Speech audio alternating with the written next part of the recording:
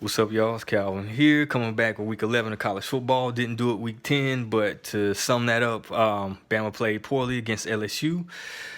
Fast forward to this week, we beat basically a high school team, and it was the sloppiest blowout that I've ever seen in my life. And I'll be very, very shocked if Alabama wins the national title this year. I'll be like super, super shocked. But to actually get to some good games that took place this weekend was Oklahoma, Baylor, and Kansas and Texas. And with Oklahoma, Baylor, I fully expected them boys to put the curl on the Sooners like they did. And I expected West Virginia and TCU to do the same thing.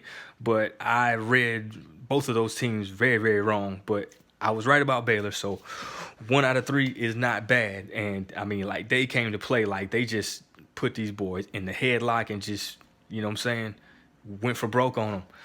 But the Kansas-Texas game, though, like, that was a shocker to me. But something didn't look right about that 1-8 sitting there. And I was like, man, they finna take it to these boys. And, man, did they do it.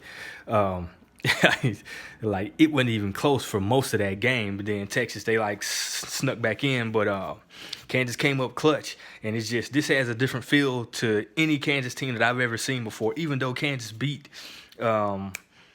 Texas like in like 2015 or 2016, I believe. But something about this squad here, on top of the fact that they have the coach from Wisconsin Whitewater, which is a D3 school, which I'm very familiar from my days of watching UMHB football in Belton, Texas. That is a D3 school and a very successful school as well. And they go to the Stag Bowl quite a bit. And one of the teams that kept beating them was Wisconsin Whitewater. And this guy was coaching those squads, man. And they racked up quite a few national championships. I think he has it's like 4 or 5 or something like that. Might be more, but this dude is a really good coach. And what he's building here is gonna be something that is probably gonna stick around for like the next 10 years. But one thing that I will say about Kansas' coach is that from watching him in Wisconsin Whitewater, the teams that he had that were the best were when he had a 2-back tandem. You know what I'm saying? Like, those teams were murdered, man. Like, couldn't nobody do anything with these guys, man. And they would just beat you to death with the run and just club you to death with just suffocating defense. And early on in that game, you know what I'm saying, once I realized that's who the coach was, the entire situation made sense. And the Big 12 is about to have a Jayhawk problem. You know what I'm saying? And this isn't anything that's college football insight or anything like that. Just look at those Wisconsin Whitewater teams.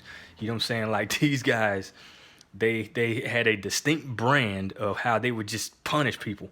And watch those games and then look at Kansas now. You know what I'm saying? Because even though they are 1-8, it wasn't because of effort. You know what I'm saying? Like, they just don't have the talent.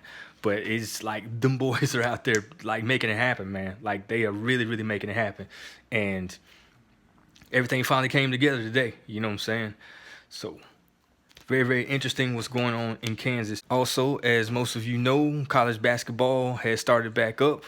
And I think we're heading into week 3.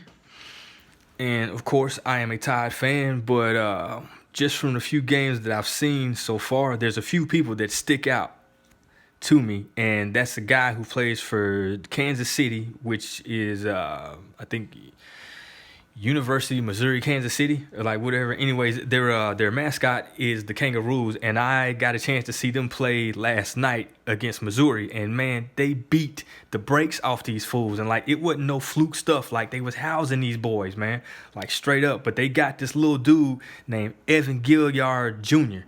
And if you have not heard of this guy yet, man, like, take the opportunity to check out one of Kansas City's games, man. Like, these dudes is off the chain, man. Like, they are really, really good. And I'm talking about, like, they just like walked Missouri like a dog last night. And also from Bama's first game, they played against Louisiana Tech, who has actually been beating us the last couple of times that we have played. they got a guy named Kenny Lofton Jr. And if you have not heard of this dude, you'll definitely be hearing his name. As long as he stay healthy, he'll probably be a Naismith Award, what you call it, candidate. Cause like this man, like Bama couldn't do nothing with this dude, man. Not to say that we're the best team ever or like whatever like that, but we got a solid squad. We went to the Elite Eight last year, you know what I'm saying, and we're expected to go to the Final Four this year. So, you know, Bama's not some scrubs, you know what I'm saying, by a long shot. And like it was 2 and 3 dudes at a time, man. Like he was just ripping rebounds down, man. And like we couldn't do nothing with him. And he was getting everybody in a foul trouble. So like the dude is heady, he's smart, and he got just one of them old sweet lean back shots. And he's like built like Jameis Winston though, you know what I'm saying, like 6'7". But man, that dude to shoot the lights out and just murder you on the boards, man. So be sure to check out these two dudes, because Duke got their people and all, you know what I'm saying, Kentucky and all of that stuff like that. But man, like there's some real deal ballers popping up all over the place. And Evan Gilliard, my goodness. I mean, man, the dude about knee high to a jaybird, and I'm talking about like you can't dribble nothing around him. And if you let him shoot his shot, it doesn't matter what that shot is.